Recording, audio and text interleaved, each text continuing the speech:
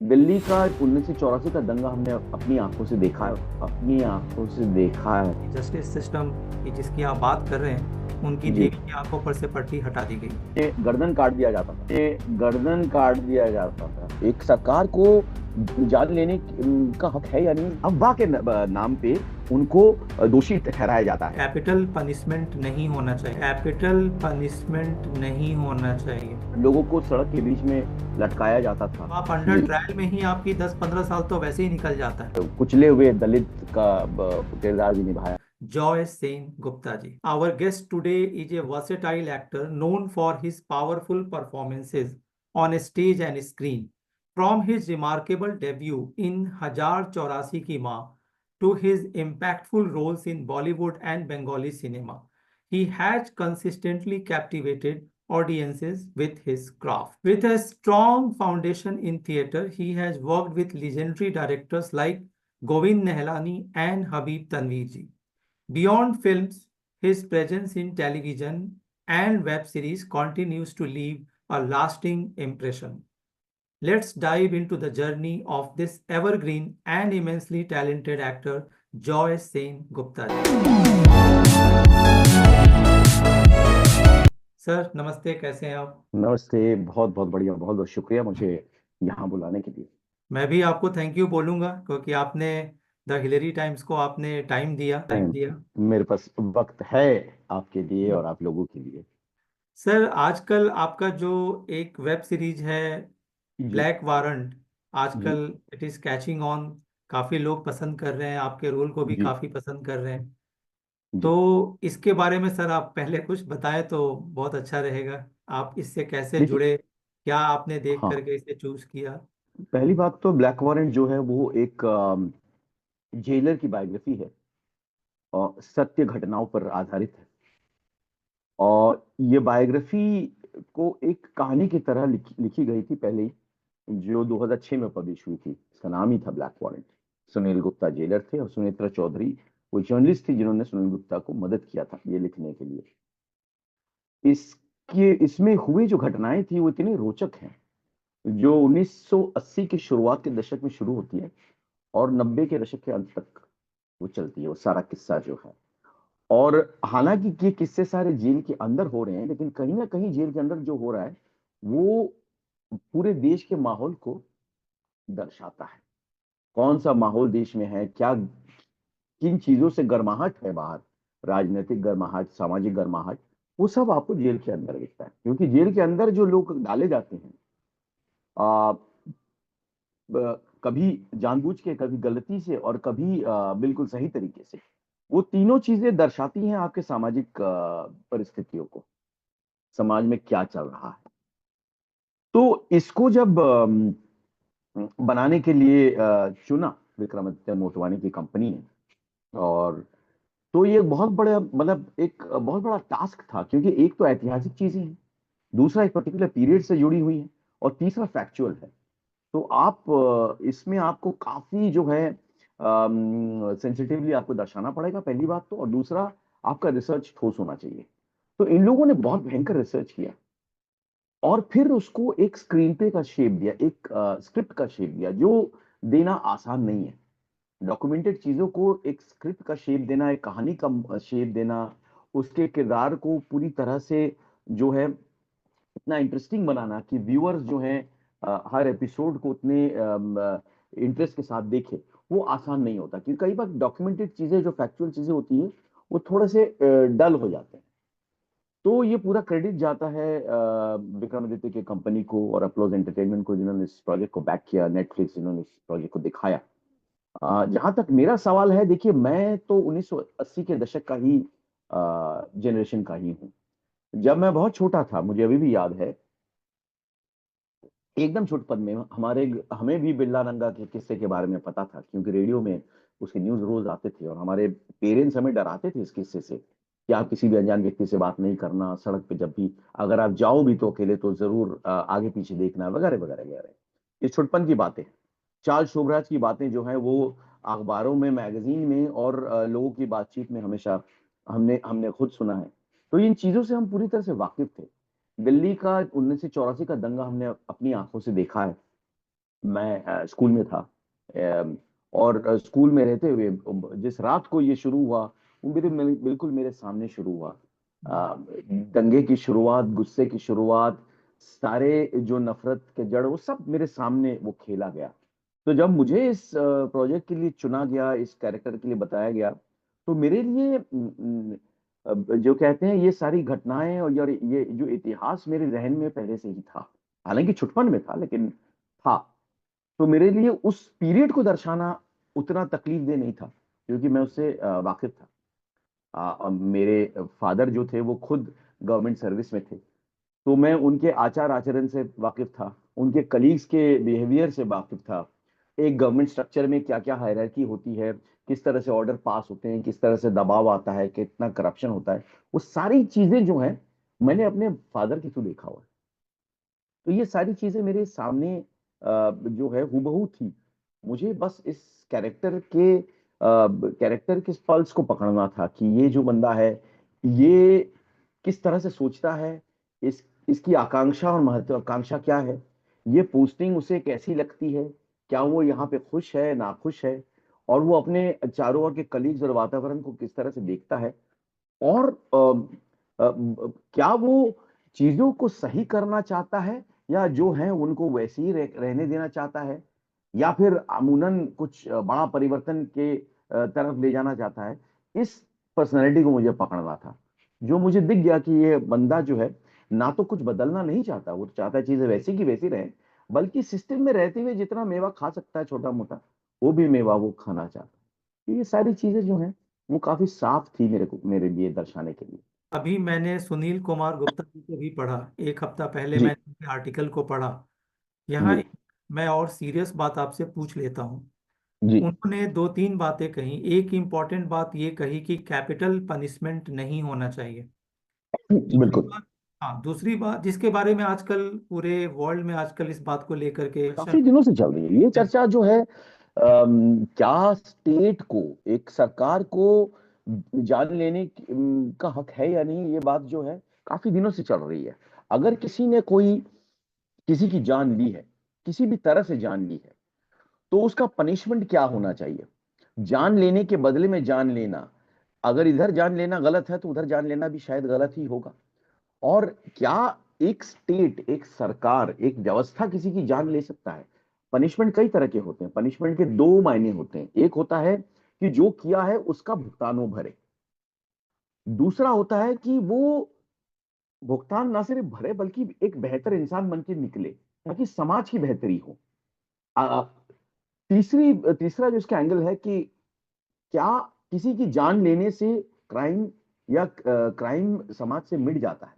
ये एक बहुत बड़ा सवाल है। अगर आप देखेंगे कि मध्य युग से इस तरह के पनिशमेंट जो है खुलेआम दिए जाते थे। लोगों को सड़क के बीच में लटकाया जाता था। किसी कुछ कुछ समाज में पत्थर मार के जनता पत्थर मार के लोगों को मारती थी। कुछ समाज में गर्दन काट दिया जाता था। लेकिन उससे कभी भी समाज से जो है क्राइम अमूनन तो गायब नहीं हो गया, बल्कि मगर क्राइम जहां पे। हाँ। The same time stringent punishment की भी बात आ रही है। लोग ये भी कह रहे हैं कि अगर हम इस तरीके से एन आई फॉर एन आई, ठीक है, वो सही नहीं है, मगर स्ट्रिंजेंट पनिशमेंट की तो बात हो रही है ना कि भाई वो ऐसे। तो लाइफ इम्प्रिजनमेंट तो अगर आप किसी को एक तरह से जिंदगी के बहुत बड़े हिस्से के लिए आप किसी को चार दीवारी के अंदर बंद कर देते हैं, तो आप उसकी जिंदगी वैसी छीन लेते हैं। उसके बाद जिंदगी तो रहती नहीं है। उसका कोई परिवार नहीं होता, उसका कोई दो भाई बिरादरी नहीं होती, उसकी जिंदगी में कोई प्रेम नहीं होता है, उसकी जिंदगी में कोई काम, करियर, अम्बिशन नहीं होता है, उसकी जिंदगी में कुछ नहीं होता है सिवाय इसके कि वो कठोर परिश्रम करता रहे, जिसका कोई उसको फल नहीं मिलने वाला। वो चार दीवारी के अंदर रहेगा, हो सकता है उसी के अंदर मर जाए, या हो सकता है उससे बाहर निकले तो एक ऐसा इंसान बन के निकले जो या तो पूरी तरह से खत्म हो चुका है, या एक नई जागरूकता के साथ आया है कि मैं अब समाज में जाके सेवा करूंगा। आप अगर स्टैटिस्टिक्स देखें, तो जिन देशों में सबसे ज्यादा क्राइम कम है, जो है आपके स्कैंडिनेवियन देश, नॉर्डिक देश, Holland, Denmark, Norway, Finland, Sweden वगैरह वगैरह, यहां पे क्राइम बहुत कम है। यहां पे कैपिटल पनिशमेंट नहीं है। यहां पे समाज में सुधार किया गया है। यहां पे बहुत सारी चीजों की परमिशन है। हमारे बहुत समाज में बहुत लीगल और इलीगल का बहुत ज्यादा मोटे मोटे लाइन खींचे गए हैं। इन समाज में ऐसे लाइंस नहीं खींचे गए हैं कि ये करोगे तो ये क्राइम है, ये करोगे तो ये क्राइम नहीं, ऐसा कुछ नहीं है। वहां पे बहुत सारी चीजें परमिसिव है। आप कई सारी चीजें कर सकते हैं, कई सारी चीजें का लुत्फ उठा सकते हैं, तो उसको क्राइम नहीं माना जाता, इलीगल नहीं माना जाता है। और चूंकि सबके लिए एक यूनिवर्सल इनकम तैयार किया गया है कि सबको नौकरी दी जाएगी, जिसके पास नौकरी नहीं है उसको सरकार या समाज की तरफ से एक तरह से पेमेंट दिया जाएगा, जिससे आप अपनी जिंदगी के बेसिक चीजों की को सुधार सकते हैं। वहां पे सबके लिए हेल्थ फैसिलिटी है फ्री, वहां पे सबके लिए शिक्षा है फ्री, वहां पे सबके रहने के लिए आवास है, और जिसके पास आवास नहीं है उसको सरकारी आवास दिया जाता है। यानी कि शिक्षा, स्वास्थ्य, आवास, नौकरी, अगर नौकरी नहीं मिली है तो उसके बदले में इनकम। और समाज में आपको बाहर ही नहीं देखा जाता है, आपको इंक्लूसिव, आपको एक समाज में प्रतिष्ठा दी जाती है। तो आप ऑटोमेटिकली आपके अंदर जो वो भावनाएं हैं, ईर्ष्या, जलन, रोष, कुछ पाने की इच्छा, कुछ छीनने की इच्छा, वो सारी चीजें धीरे धीरे धीरे खत्म हो जाती है। हाँ, जो साइकोटिक आदमी है, जो साइकोलॉजिकली एक क्रिमिनल है, जो क्राइम से आनंद उठाता है, उसकी बात अलग है। एक्सेप्शन। लेकिन बाकी जो समाज में विषमताएं अगर आप धीरे धीरे खत्म कर दें तो आपका क्राइम का दायरा भी धीरे धीरे खत्म हो जाएगा। तो इसीलिए हॉलैंड में जेल बंद होते जा रहे हैं, वहां जेल कम है, क्योंकि जेल में रखने के लिए प्रिजनर ही नहीं है। तो आप क्या वो करेंगे। स्वीडन वगैरह में अगर आप देखें, वहां प्रोस्टिट्यूशन लीगल है, वो एक प्रोफेशनल काम के तौर पे माना जाता है। तो उसको चूंकि वो लीगल है, तो उसके इर्द गिर्द कोई इलीगल काम नहीं होता है। उन सबको हेल्थ बेनिफिट मिलता है, उन सबके पास एम्प्लॉयमेंट कार्ड है, वो टैक्स देते हैं, वो सारी चीजें लीगल ही होती है। वहां पे जो मरिजुआना या कैनबी बोलते हैं जिसको, वो स्मोक करना कहीं वहां पे लीगल है, वो एक मेडिकल तौर पे उसको देखा जाता है। तो जब बहुत सारी चीजें आपकी लीगल होती हैं तो आप उसको चोरी छुपे नहीं करेंगे, या कोई क्रिमिनल उसको चोरी छुपे नहीं बेचेगा, उससे कमाने की कोशिश नहीं करेगा चोरी छिपे। तो क्राइम का बहुत सारा हिस्सा खत्म हो एक जाएगा। और और बात। समाज को अगर आप इंक्लूसिव बनाएंगे ना, सबके लिए जगह है समाज में, हम्म। तो फिर वो जो खींचातानी होती है ना समाज में, हम्म। जो सामाजिक खींचातानी होती है, तेरा मेरा, वो लोग हम लोग, वो भी धीरे धीरे खत्म हो जाता है। हम्म। तो उसका जो क्राइम है वो भी बहुत हद तक कम हो जाता है, जिसको हम हेट क्राइम कहते सर, एक और बात सुनील गुप्ता जी अपने आर्टिकल में लिखते हैं, हैं। जी जिस चोरी छिपे ही बात होती है, खुलकर बात नहीं होती। वो जी कहते जी हैं कि अगर आपके पास पैसा नहीं है और आप जी तिहाड़ या किसी और जेल में हैं, तो आप अंडर जी ट्रायल में ही आपकी 10-15 साल तो वैसे ही निकल जाता है। जी जी जेलों जी की हमारे कैपेसिटी।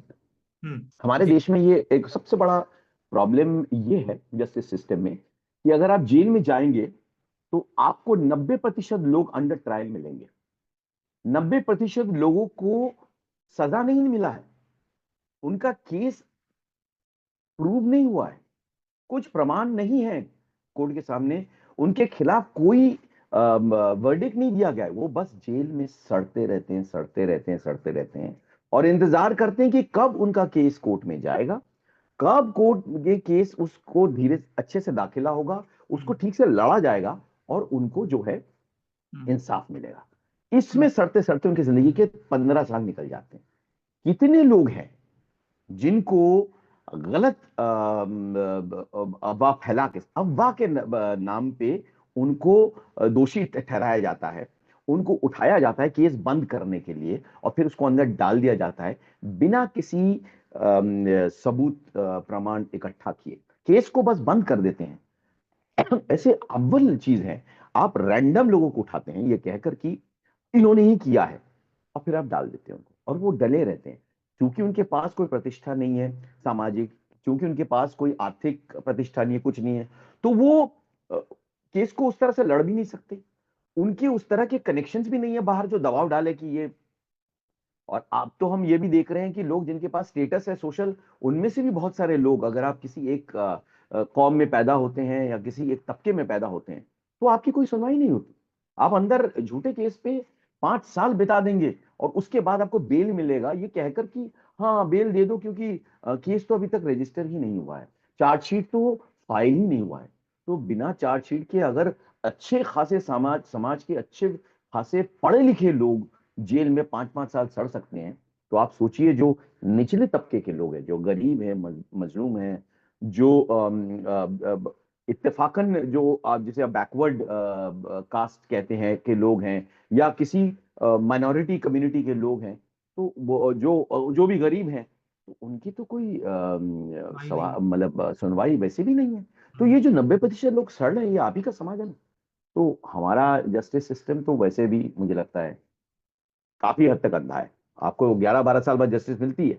हम्म। इतने लोग हैं जो अंदर सड़ रहे हैं झूठे इल्जाम में, और 11 साल बाद उनको निकालते हैं, जब वो टूट चुके हैं, बूढ़े हो चुके हैं, दांत पैर सब खत्म हो चुका है, और वहां से बाहर निकलते हैं। अब उनके पास जिंदगी जीने के लिए या जिंदगी से कोई अपेक्षा रहती ही नहीं। खैर, हमारे लिए एक सुकून की बात यह है कि जस्टिस सिस्टम की जिसकी आप बात कर रहे हैं, उनकी जी देवी की आंखों पर से पट्टी हटा दी गई है, तो जी शायद अब दिखे। सर, आमतौर पर जो वेब सीरीज है, सीरियल्स हैं, मूवीज हैं, जी बड़ा जी अच्छा डायलॉग भी है कि ये एंटरटेनमेंट के लिए बनाया जाता है। तो जी आपकी आपकी टीम ने, जो आप लोग इसमें आपने पार्टिसिपेट किया, रोल जी किया, प्रेजेंट किया, जी आप लोगों ने जी वाकई सीरियस क्वेश्चंस उठाए थे, सही तस्वीर दिखाने की कोशिश की थी, या जैसे चार्ल्स सोबराज के कैरेक्टर को जिस तरीके से ग्लैमराइज जी किया गया है, तो जी एंटरटेनमेंट जी देने की कोशिश की गई है? जी जी जी देखिए, मैं उस गुट से आता हूं जो मानता है कि एंटरटेनमेंट सोच के बिना खोखला होता है। मेरे लिए एंटरटेनमेंट जो है, सोच और समझ से भरी होनी चाहिए। जब आप एंटरटेन होते हैं, तो कहीं ना कहीं आपकी सोच बढ़ाती है। आप जब एक लोकगीत सुनते हैं, तो आपके अंदर एक खूबसूरती का एहसास होता है, खोखलापन तो नहीं होता है, आप एंटरटेन होते हैं। जब आप एक बहुत अच्छा डांस परफॉर्मेंस देखते हैं, तो आप उसके थिरकते ताल में सिर्फ एंटरटेन नहीं होते, वो कहीं ना कहीं आपके अंदर ऊर्जा पैदा करता है। उसी तरह से जब आप एक किताब पढ़ के एंटरटेन होते हैं, उस किताब से आपकी जिंदगी में कुछ तो बढ़ावा होना चाहिए, कुछ तो आप बेहतर होने चाहिए 5 पन्ने के बाद, वरना उस किताब का कोई फायदा, क्या फायदा है। मैं उस गुट से नहीं हूं जो कहेगा कि एंटरटेनमेंट का मतलब होता है कुछ ना सीखो, कुछ ना जानो, कुछ ना पढ़ो। वो उसको मैं एंटरटेनमेंट नहीं मानता हूँ। वो एक च्युइंगम खा के थूक देने वाली बात है। वो उसको मैं एंटरटेनमेंट नहीं मानता हूँ। एंटरटेनमेंट कुछ कुछ किसी भी तरह का एंटरटेनमेंट हो, कहीं ना कहीं आपके अंदर कुछ तो करेगा। या तो ऊर्जा देगा आपको, या आपके अंदर के डूबे हुए जो जो स्पिरिट है उसको उठाएगा, या आपकी सोच में कोई खुरापात करेगा, या आपकी समझ को और शार्प करेगा, या एकदम हाईएस्ट लेवल ऑफ एंटरटेनमेंट आपकी चेतना को बढ़ाएगा। आप एक चेतनाशील इंसान बनेंगे, एक अच्छी किताब पढ़ के, अच्छा नाटक देख के, अच्छे सिनेमा देख के, एक अच्छी बातचीत करके। आपके आप 1 घंटे पहले जो थे, 1 घंटे बाद उससे बेहतर इंसान बनेंगे। ये मेरा मानना है एंटरटेनमेंट का दायरा। जरूर ऐसे बहुत से लोग हैं जो एंटरटेनमेंट को सिर्फ बिजनेस पॉइंट ऑफ व्यू से देखते हैं, कि अच्छा, इससे अच्छा बिजनेस हो सकता है, तो जो बिकेगा वह उसको हम बैक करेंगे, और फिर उसको किसी ना किसी तरह से बेचना है हमें। अब वो एक तरह का एंटरटेनमेंट है जो सिर्फ बिजनेस से रिलेटेड है, जो बेचने यानी कि बाजार से रिलेटेड है। बाजार में आपने कुछ रखा, उसको बेचने के लिए कई सारे हथकंडे अपनाए, जब वो बिक गया तो आपने हाथ झाड़ दिया कि चलो मेरा काम खत्म हो गया।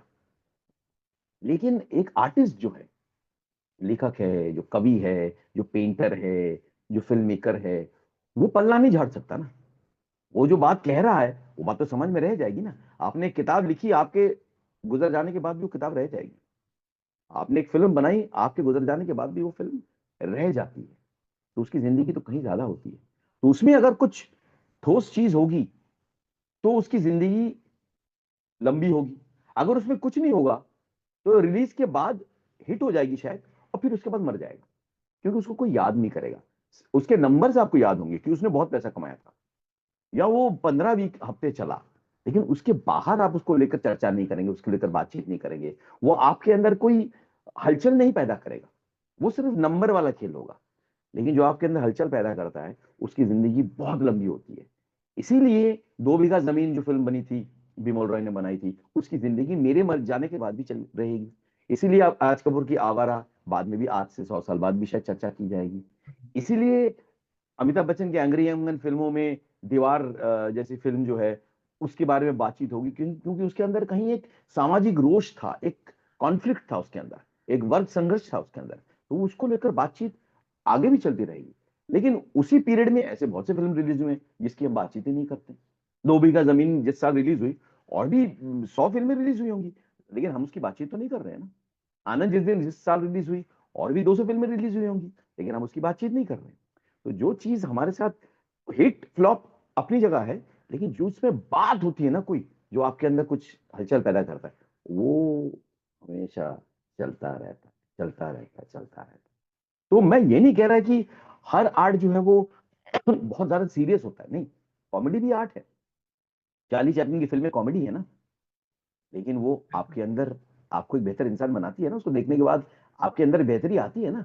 आप सिटी लाइट देखेंगे, मॉडर्न टाइम्स देखेंगे, ग्रेट डिक्टेटर देखेंगे, आप हंसेंगे, लेकिन आपके अंदर एक एक अलग इंसान पैदा हो जाएगा। हेल्दी इंफोटेनमेंट का बेस्ट एग्जांपल है ब्लैक वारंट।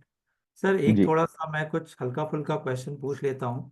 सर जी एक जी आपका जो सीन था जिसमें जी वो फांसी दी जाती है, जी तो वो जो दिखाया जाता है कि पीछे उगते हुए सूरज को दिखाया जा रहा है, जी जी आपको जी लाल रुमाल दिखा रहे होते जी हैं जी तिहाड़ जी का। जी तो क्या ये जी। एक्चुअल तिहाड़ में आप लोगों ने किया, ये स्टूडियो था, या आप लोगों ने मॉर्निंग का वेट किया? नहीं, ये स्टूडियो में नहीं किया, हम लोगों ने सेंट्रल जेल में किया।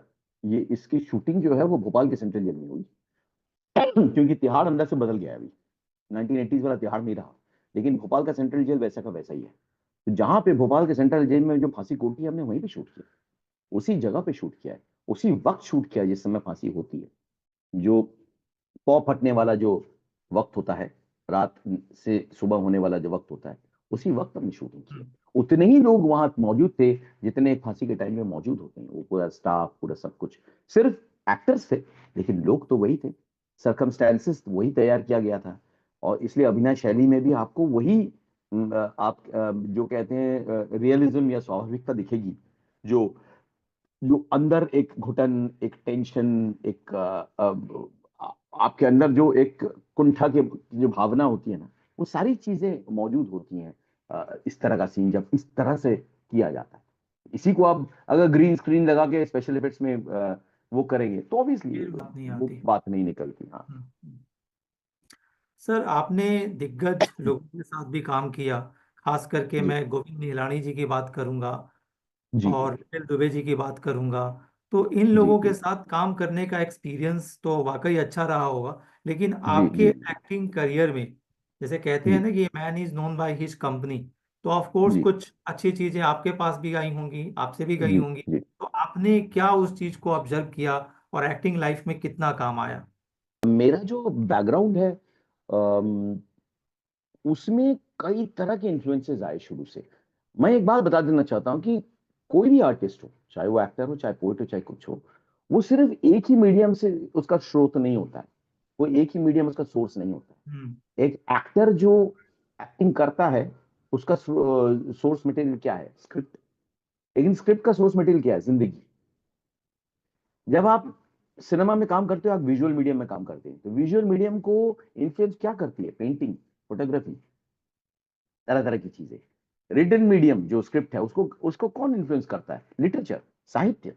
साहित्य कहाँ से रोचक होता है? जिंदगी से। सिनेमा में, थिएटर में, हर में म्यूजिक का काम होता है, जो एक अपने आप में कला है। रोशनी का काम होता है, लाइटिंग, जो एक कला है। जो डिजाइन का काम होता है, ये सारी कलाओं से एक मीडियम तैयार होता है।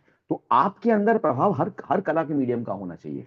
सिर्फ आप एक्टिंग एक्टिंग एक्टिंग दोहराते रहेंगे तो वो नहीं होने वाला है। आप आपकी शख्सियत को जो है, आपकी शख्सियत को संपूर्ण बनाती है ये तमाम कला के मीडियम्स। और वो कला के मीडियम्स की का एक्सपोजर अगर आपको हो तो बहुत अच्छा है। हर किसी को वो एक्सपोजर नहीं मिलता है। हमारे समाज में खास करके पढ़ाई का डंडा इतना बड़ा होता है कि आपको किसी तरह देखने नहीं दिया जाता। अगर आप एक अच्छी कहानी की किताब पढ़ेंगे तो बोलेंगे नहीं, ये नहीं, पढ़ाई की किताब पढ़ो। अगर आप कोई बाहर कुदरत में जाकर आप खेलना चाहते हैं तो आपको बोलेंगे नहीं, पढ़ाई की किताब पढ़ो। जो नेचर से आप सीखते हैं उसको भी बंद कर दिया जाता है। अब ये सारी चीजों के बिना एक्टिंग का क्राफ्ट जो है, एक्टिंग का आर्ट जो है, वो पूरी तरह से डेवलप नहीं होता है। आप बाहरी तरीके से जरूर डेवलप कर सकते हैं, एक डील डोल बना सकते हैं आप, खूबसूरती, आप ग्रूम कर सकते हैं अपने आप को, और कैमरा एंगल और लाइटिंग से आपको अच्छा प्रेजेंट किया जा सकता है, ग्लैमर दिखाया जा सकता है। लेकिन अंदर जो आपका जो आपके अंदर का जो आर्टिस्ट है, आर्ट है, वो उसका सोर्स तो बहुत सारी चीजें हैं। तो बचपन से मेरे घर में तो बहुत सोर्सेस थे। मेरी माता जी जो है सेमी क्लासिकल सिंगर है, वो रविंद्र संगीत की बहुत बड़ी उपासक हैं, तो वो सोर्स बचपन से मेरे पास था। मेरे फादर जो है साहित्य के बहुत बड़े भक्त हैं, वो साहित्य से ही में ही डूबे रहते थे। हालांकि सरकारी मुलाजिम थे, लेकिन साहित्य में ही डूबे रहते थे। तो उन्होंने मुझे लिटरेचर से मेरा संबंध मेरे 4 साल की उम्र से उन्होंने करवाया, और क्लासिक्स के साथ। तो मैं बचपन से क्लासिक्स पढ़ते हुए बड़ा हुआ। सिनेमा से मेरा ताल्लुक बचपन से शुरू हुआ। बहुत छोटपन में मैं फादर के साथ फिल्म्स देखने जाया करता था। जो फिल्में उन्होंने बचपन में देखी थी, मुझे वो सारी फिल्में दिखाई, चाहे वो माइथोलॉजिकल हो, चाहे एंटरटेनमेंट हो, चाहे एपिक हो, चाहे कुछ हो, सारी फिल्में उन्होंने मुझे दिखाई बचपन से। तो एक सिनेमा के मीडियम के प्रति रिस्पेक्ट भी मेरा बचपन से शुरू हुआ। और नाटक का जो जोश है, वो भी मुझे बचपन में लगा, क्योंकि मैं बहुत ही क्या कहूँ, बहुत ही शर्मीला लड़का था। बहुत ज्यादा इंट्रोवर्ट और शर्मीला लड़का था। तो मैं खुल नहीं पाता था पब्लिक लाइफ में। लेकिन कहीं ना कहीं मुझे जब पहली बार किसी ने नाटक में डाला, एकदम किंडरगार्टन या क्लास 1 से पहले, तो मेरे अंदर पता नहीं कुछ ऐसी मेरा अंदर कुछ खुल गया, और मैं अपने आप को व्यक्त करने लग गया उस किरदार में। तो वो चस्का भी मुझे बहुत बचपन में लग गया। उसके बाद मेरी जिंदगी में एक के बाद एक लोग आते गए, जिन्होंने मेरा प्रोत्साहन बढ़ाया, चाहे वो मेरे टीचर्स हो, चाहे पेरेंट्स हो, या आगे चलकर जो मुझे एक्टिंग में, थिएटर में जो गुरु मिलने लगे कॉलेज टाइम से। बहुत बढ़िया, क्योंकि मैं दिल्ली में बड़ा हुआ। दिल्ली में नेशनल स्कूल ऑफ ड्रामा है, दिल्ली में श्री राम रेपेट्री है, दिल्ली में बेहतरीन नाटक खेले जाते थे। दिल्ली में, दिल्ली गालिब का शहर है, दिल्ली में लिटरेचर की भरमार है। वहां पे बड़े बड़े आर्टिस्ट दिग्गज रहते हैं, तो वो सारा इन्फ्लुएंस मुझे मिला। तो मैं कॉलेज में था, तो मैं एनएसडी में नाटक देखने जाता था। वहाँ इरफान साहब तब एनएसडी में थे, जो मैं उनको देखने जाता था, इरफान साहब के। मैंने वहां पे इरफान जी को नाटक में देखा है, सेकंड ईयर में, थर्ड ईयर में, रेपेट्री में। अब क्या क्या नाटक, वर्ल्ड क्लासिक्स। वहां से पढ़ने का शौक भी, मेरा नाटक पढ़ने का शौक भी लगा। कॉलेज में हमको जो डायरेक्ट करने आते थे, वो दिल्ली के प्रोफेशनल ग्रुप चलाने वाले लोग थे, संभव करके वहाँ थिएटर ग्रुप था, वहां से आते थे हमको। कॉलेज से निकलने के बाद मैंने अपना थिएटर ग्रुप बनाया, एक्ट 1, जहाँ पे मनोज वाजपेयी, वो मेरे कलीग, एक तरह से कलीग ही कह सकते हैं मनोज वाजपेयी, हम साथ में वर्कशॉप लेते थे। आशीष विद्यार्थी, पीयूष मिश्रा, ये सब इस ग्रुप में आए। मैंने वहाँ नुक्कड़ नाटक करना शुरू किया, जहाँ मेरी मुलाकात सफदर हाशमी से हुई, उनका इन्फ्लुएंस मुझ पर आया। हबीब साहब से सीखा, M K रायना से सीखा। आ, आगे चलकर मैं ज्यादा सीखना चाहता था, तो मैंने इब्राहिम अल काजी के institute, living theatre academy join किया। इब्राहिम अल काजी, आप जानते हैं कि नेशनल स्कूल ऑफ ड्रामा के बिल्कुल। फाउंडर डायरेक्टर थे। उन्होंने इतने सारे आर्टिस्ट को तैयार किया है। तो उनके साथ मैं 3 साल मैंने पढ़ाई की। तो मेरा बेस जो है ना, वो एक तरह से कलात्मक बेस मेरा तैयार हुआ। थिएटर अभिनय तो था ही, लेकिन साथ में बाकी कलाओं का भी एक बेस तैयार हुआ, जिसके ऊपर फिर जाके आप अपनी अपने तरीके का इमारत बनाते हैं। हर कोई तो हर तरह की इमारत नहीं चाहता, वो अपने तरह की इमारत बनाते हैं। तो मेरी इमारत कुछ अलग तरह की। एक क्वेश्चन आपसे पूछने के लिए काफी लोगों ने मुझे कहा जी कि आपने, क्योंकि आमतौर पर जो फिल्म इंडस्ट्री के लोग होते हैं उनका जी। जी खाना पीना लाइफ स्टाइल बहुत हेक्टिक भी जी होता है और कुछ अलग जी हटके होता है। तो जी ऐसे जी माहौल में रहने के बाद भी जी आपने ये जो अपने आप को मेंटेन किया हुआ है जी और जी बहुत जी। एंटाइसिंग पर्सनालिटी है, इसका कुछ राज बताइए ताकि कॉमन मैन इसको अडॉप्ट कर सके। मेरा मानना है कि आपके पास 3 चीज है जो कुदरत ने दिया है। एक तो आपका स्वास्थ्य, फिजिकल। एक आपका मानसिक जो है सोच। और एक आपका स्पिरिट जो आपके अंदर है। ये 3 चीज होता है। आपका शरीर जो है, उसके लिए आपको वर्जिश करना जरूरी है, ये मेरा मानना है। चाहे वर्जिश किसी भी किस्म का हो। आप कुछ नहीं करना चाहते तो आप सीढ़ी से ऊपर नीचे जाते हैं, वो भी एक वर्जिश है। आप घर में योगा करते हैं, वो भी एक वर्जिश है। आप खुले आसमान में छत पे जाकर अ, अपने तरीके का वर्जिश करते हैं, वो भी एक वर्जिश है। लेकिन वर्जिश करना बहुत जरूरी होता है शरीर के लिए। दूसरा है मानसिक, मानस जो होता है। उसके लिए तो जैसे मैंने कहा कि वो सारी चीजें आपके पास अवेलेबल हैं जो आपके मानस को बेहतर बनाती है। किताबें, सिनेमा, थिएटर, पेंटिंग, और कुछ नहीं तो खिड़की से कुदरत को देखिए, आपका मानस अपने आप बेहतर हो जाएगा। और तीसरा है आपके अंदर का स्पिरिट, जिसको अध्यात्म कहते हैं। स्पिरिट को हमेशा जिंदा रखना पड़ता है। स्पिरिट मुरझा जाए ना, तो आप भी मुरझा जाए। तो स्पिरिट को जिंदा रखने के लिए आपके अंदर, अंग्रेजी में शब्द है क्यूरियोसिटी, खोज आपके अंदर हमेशा जारी रहनी चाहिए। खोज, हमेशा हर वक्त आप इंटरेस्टेड होनी चाहिए जानने के लिए क्या हो रहा है, क्या हो रहा है, क्यों हो रहा है, कैसे हो रहा है। उसको अगर खोजेंगे तो आपके आपके अभिनय में भी वो दिखेगा, वो खोज आपके जिंदगी में भी दिखेगा, और एक समाज के नागरिक के रूप में भी वो दिखेगा कि आपका खोज कभी खत्म नहीं हुआ। आप कभी ये मत कहिए कि मैं सब जानता हूं, बस हो गया बंद, मुझे कुछ नहीं जानना, बस हो गया बंद, मुझे कुछ नहीं देखना, जो भी हो रहा है होने दो। नहीं, आपका खोज जो है वो अगर चलता रहेगा, तो आपके अंदर वो चुलबुलापन, आपके अंदर वो डायनामिज्म जिसे आप कहते हैं, वो हमेशा रहेगा। ये बिल्कुल ठीक है, मगर लोगों की दिलचस्पी जो है वो आप में ज्यादा है, क्योंकि जी लोग ये इच्छा रहती है कि भाई जो जी जी सेलिब्रिटी जी। एक्ट्रेस हैं उनकी वो तो छोटी मैं तो ये छोटी। करता हूँ, मैं तो आप ये क्या करता करें? हूँ, मैं हफ्ते में कम से कम 4 बार वर्जिश करता हूँ, कम से कम। मैं बहुत खाता हूँ, मैं खाने का शौकीन हूँ। अब ये भी मुझे कहीं ना कहीं मुझे एक खुशी देती है, क्योंकि मैं खाने का इतना बड़ा शौकीन हूँ। मैं जिस भी शहर में, जिस भी गांव में जाता हूँ, वहां का जो विभिन्नता है, वहां वहां की जो खासियत है, उसको मैं सिर्फ चखूंगा नहीं, उसके मजे लूंगा मैं। और ये मेरे खोज के अंदर भी आता है ना, कि मैं अगर, समझ लीजिए, मैं मिर्जापुर जाता हूँ तो शूटिंग के लिए, मिर्जापुर में शूटिंग हो रही है फिल्म की, मैं वहां मिर्जापुर में हूँ। लेकिन मैं सिर्फ वो शूटिंग के स्पॉट में नहीं रहता हूँ, मैं मिर्जापुर पूरा टटोलता हूँ। मिर्जापुर का घाट, मिर्जापुर में नौका सेवन, मिर्जापुर की क्या कहते हैं, मलाई, मिर्जापुर का खाना, मिर्जापुर के रिक्शा, मिर्जापुर के इतिहास, वो सारी चीजों को मैं ले लेता हूँ। तो 7 दिन अगर मैं वो शूटिंग करता हूँ, तो 7 दिन मिर्जापुर की खासियत मेरे अंदर आ जाती है। तो कहीं ना कहीं मैं ऑब्वियसली बेहतर बन के आता हूं वहां से, खुशी खुशी आता हूं, फ्रस्ट्रेटेड होके नहीं आता हूं। वर्जिश जो है, मैंने आपको बताया, मैं हफ्ते में 3-4 दिन मैं एक्सरसाइज करता ही करता हूँ। वैसे अगर मैं अपने घर पे हूं तो खाने पीने का एक डिसिप्लिन रहता है।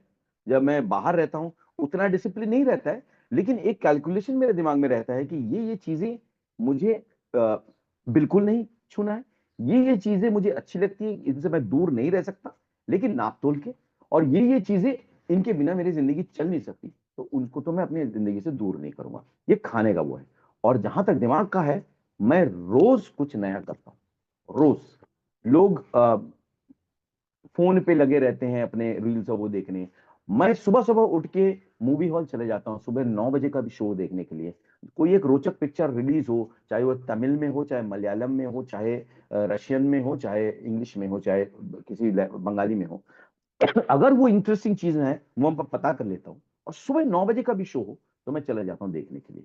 रात के 10 बजे भी, मेरे घर से 30 किलोमीटर दूर भी, अगर कोई ऐसा इवेंट हो रहा हो जो कहीं ना कहीं म्यूजिक से जुड़ा हो, एकेडमिक्स से जुड़ा हो, किसी न किसी कल्चर से जुड़ा हुआ हो, मैं उसको एंजॉय करने के लिए 30 किलोमीटर दूर भी मैं चले जाऊंगा। बाकी लोग कहेंगे कौन जाएगा इतनी दूर, अरे बाप रे, अभी गाड़ी कौन निकालेगा। मैं पब्लिक ट्रांसपोर्ट में चले जाऊंगा, मैं पैदल चले जाऊंगा, लेकिन मैं जाऊंगा जरूर, क्योंकि मुझे मालूम है कि अगर ये चीज मैंने नहीं देखा आज, ये चीज मैंने एंजॉय नहीं किया आज, शायद मैं कल ना कर पाऊं। क्योंकि इंसान की जिंदगी का कोई भरोसा नहीं है। तो मैं मोमेंट टू मोमेंट जीता हूं, मुहूर्त में जीता हूं। आज के दिन को आज के दिन की तरह मैं जीऊंगा। मैं कल परसों कुछ पोस्टपोन नहीं करता हूं कि परसों देख लूंगा, उस दिन नहीं नहीं, जो देखना है आज ही देखना है, जो करना है आज ही करना है। कल परसों का मैं कोई भरोसा नहीं रखता। डिसिप्लिन, पंक्चुअलिटी की आपने बात की। सर, ब्लैक जी वॉर में हमने देखा आपका वजन थोड़ा सा ज्यादा था, जी। यहाँ हम देख रहे हैं थोड़े दुबले पतले से, तो ये ट्रांसफॉर्मेशन कैसे पॉसिबल हुआ? देखिए, एक उम्र के बाद तो थोड़ा मुश्किल हो जाता है। जब आप यंग होते हैं तो आपका मेटाबॉलिज्म ऐसा रहता है कि आप बहुत जल्दी लूज और गेन कर सकते हैं। मैंने 15 साल पहले, मैंने 15-20 साल पहले मैंने गांधी का किरदार निभाया था एक नाटक में। उसके लिए मैंने 4 महीने में कुछ 17 केजी मैंने घटा लिया था। वो हो जाता है, वो आपका एक प्रोसेस होता है। आप थोड़े बहुत फास्टिंग भी कर लेते हैं, आप अपने खाने में से कुछ चीजें निकाल देते हैं, आप अपने एक्सरसाइज का तरीका बदल देते हैं, तो आपका हल्का फुल्का शिफ्ट तो होता ही रहेगा। फेस थोड़ा सा दब जाएगा या निकल जाएगा, बॉडी थोड़ी श्रिंक हो जाएगी या बाहर आ जाएगी। तो मेरा स्ट्रक्चर तो एवरेज स्ट्रक्चर है, जिसमें मैं थोड़ा सा गेन भी कर सकता हूँ, थोड़ा सा घटा भी सकता हूँ। तो ये अभी तक तो मेरे कंट्रोल में है, आगे का पता नहीं। पर आपने इतना कुछ किया, बहुत सारे रोल्स किए और जी। बहुत सारे जॉनर्स मीडियम्स आपने आपने किए। Sir the question is that what is one role or genre you have not explored yet but would love to do? देखिए, मैंने थिएटर में सब कुछ निभा लिया है। मतलब फ्रैंकली सब मुश्किल से मुश्किल किरदार मैंने निभाया है। मैंने गांधी का किरदार निभाया, मैंने दलित एक कुचले हुए दलित का किरदार भी निभाया है। मैंने एक एक नाटक में 12-12 किरदार निभाए हैं। तो अलग अलग किरदार करना एक नाटक में, वो कला भी मैंने निभाया है। सिनेमा में जो मेरी रुचि थी, जिस तरह का सिनेमा मैं करना चाहता था, वो शुरुआत में ही मेरे साथ हो गया 1084 की मास से। क्योंकि मुझे, जैसे मैंने कहा, मैं साहित्य से जुड़ा हुआ हूँ, मुझे सामाजिक और राजनीतिक सोच विचार से जुड़ा हुआ हूँ। तो उस तरह की फिल्म से तो मेरी करियर शुरू हुई। टीवी भी मैं एक जमाने में बहुत करता था, एक जमाने में बहुत अच्छी, और उस समय अच्छी टीवी करता था, मैं अच्छे अच्छे किरदार किया करता था। मैं वॉइसिंग का काम करता हूँ। वॉइसिंग में मतलब अ, लगभग हर महीने मैं कोई ना कोई इंटरेस्टिंग वॉइसिंग का काम करता बॉलीवुड हूँ, मूवीज फिल्मों में में। भी आपकी आवाज देखते हैं। जी, वेब सीरीज में। मैं Hindi to English, English to Hindi, Tamil to Hindi English, ये चीजें करता रहता हूँ। ऑडियो बुक्स करता हूँ। मैं रेडियो प्लेस किया है, मैंने बीबीसी के लिए मैंने रेडियो प्लेस किया है, 4-5 चैनल 4, इंग्लैंड के चैनल 4 के लिए मैंने अच्छे अच्छे रेडियो प्लेस किया है। मैं पढ़ाता भी हूँ। मैंने कई सारे इंस्टीट्यूशंस में अलग अलग विधियों में क्लासेस ली हैं, कल्चर पे, थिएटर पे, तमाम आर्ट अप्रिसिएशन के ऊपर, अभिनय के ऊपर भी लिया है। तो एक तरह से देखा जाए तो ये सारी चीजें मैंने की है। लेकिन हर मीडियम में थोड़ी बहुत उपलब्धि तो बाकी रहती है। आप सिनेमा में हमेशा, मैं जैसे मैंने बाहर भी काम किया है, मैंने स्वीडन में काम किया, जर्मनी में काम किया है, यूके में काम किया है, यूएस में भी काम किया है। लेकिन एक आकांक्षा तो रहती है कि आप जिन डायरेक्टर्स को सराहते हैं वर्ल्ड सिनेमा में, कभी उनके साथ मौका मिले कि वो एक काम करें जो हमारे एशियन कल्चर को लेकर हो, और उसमें आपको काम करने का मौका मिल जाए, हिस्सेदारी मिल जाए, तो क्या कहना। ये हमेशा दिल में रहता है। बचपन में हम लोग कॉलेज में रहते हुए मजाक करते थे कि किस दिन हमारी फिल्म ऑस्कर में जाएगी, और नॉमिनेट, हम एज एन एक्टर नॉमिनेटेड होंगे, और ऑस्कर स्पीच हम, नकली ऑस्कर स्पीच हम कॉलेज के कैंटीन में तैयार करते थे। तो वो एक छुपी हुई जो आपकी भावना होती है, ये हाँ, कभी ना कभी तो ये मौका आएगा कि कोई एक दिग्गज डायरेक्टर इंडिया पे में कोई ग्लोबल इंटरनेशनल फिल्म बना रहा होगा, और उसमें हमें बेहतरीन काम मिलेगा, और हम जाएंगे दुनिया के सबसे बड़े अवार्ड शो में, और वहां पे जाके हमें एक मौका मिलेगा कि स्टेज पे जाके हम अपनी बात को रखें। तो ये कुछ बड़े ही लफेबाज वाले सपने हैं जो कॉलेज टाइम में देखा करते थे। लेकिन कहीं ना कहीं तो वो अंदर भावना छुपी रहती है कि वो चीजें तो पूरी तरह से जो है पाई नहीं है हम लोगों एक आखिरी सवाल, आपने इतने ने। सारे कंट्रीज के नाम लिए, एक वो जी। गाना है ना, ईस्ट और waste India is the best, तो जी। आपने एक्सप्लोर किया है, घूमा है, आंखों से देखा है, तो आप ये बताइए कि इसमें कितनी सच्चाई है, और साथ में ये भी बता दीजिए कि फोर्थ कमिंग डेज में व्यूवर्स जी, आपको किस तरीके के रोल्स में देखेंगे? मेरा ये मानना है कि भारतवर्ष, हिंदुस्तान इस पृथ्वी के लिए एक मिसाल है, या बन सकता है। उसका कारण ये है कि पूरे विश्व में जितनी विविधता है, वही विविधता भारतवर्ष के अंदर, एक देश के अंदर है। पूरे विश्व जो है विविधता से जूझती रहती है। ये डाइवर्सिटी क्या है भाई? इधर अलग भाषा, उधर अलग धर्म, उधर अलग नस्ल, इधर अलग रंग, भला भला। हमारे एक देश के अंदर सैकड़ों भाषाएं, सैकड़ों धर्म, सैकड़ों कल्चर, सैकड़ों नस्ल और रंग, सब कुछ है। आप सर्दी खाने के लिए, पहाड़ देखने के लिए किसी एक देश में जाते हैं, दूसरे देश वाले एल्प्स में जाते हैं स्कीइंग के लिए, या समुद्र का मजा लेने के लिए वो लोग मेडिटेरियन में जाते हैं, इटली या ग्रीस में जाते हैं। हाँ, नॉर्दर्न लाइट देखने के लिए स्वीडन में जाते हैं। और जंगल देखने के लिए ब्राजील में, अमेजोन में जाते हैं। फला हमारे एक देश के अंदर एक तरफ जंगली जंगल, एक तरफ मरुस्थल, एक तरफ सागर, एक तरफ नदियां ही नदियां, एक तरफ पहाड़, सबसे ऊंचा पहाड़, सब कुछ है। एक ही देश के अंदर हमारे पास पूरा विश्व है। लेकिन इस बात को सराहने की क्षमता हमारे अंदर ऊपर नीचे होती रहती।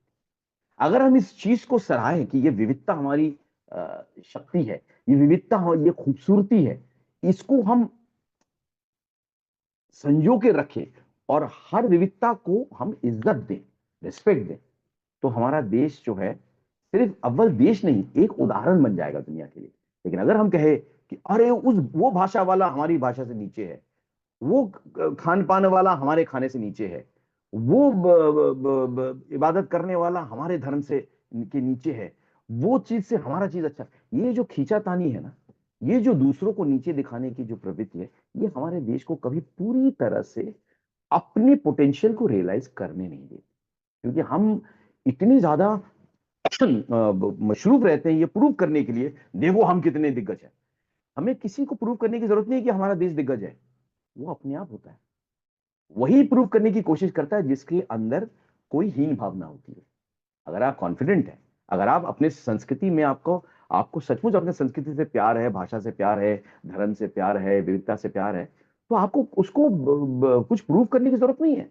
आप प्यार कीजिए, वो प्यार दिखेगा, वो प्रेम बटेगा और वो अपने आप जो है निखर के आएगा। तो मेरा तो यह मानना है कि भारतवर्ष में पूरा विश्व समाया हुआ है, लेकिन हम इस बात को समझे तो अच्छा बेटर लेट देन नेवर। बहुत सारे लोग नहीं समझते, लेकिन जो है। जी मेजोरिटी है वो आपकी बात से इत्तेफाक रखती है।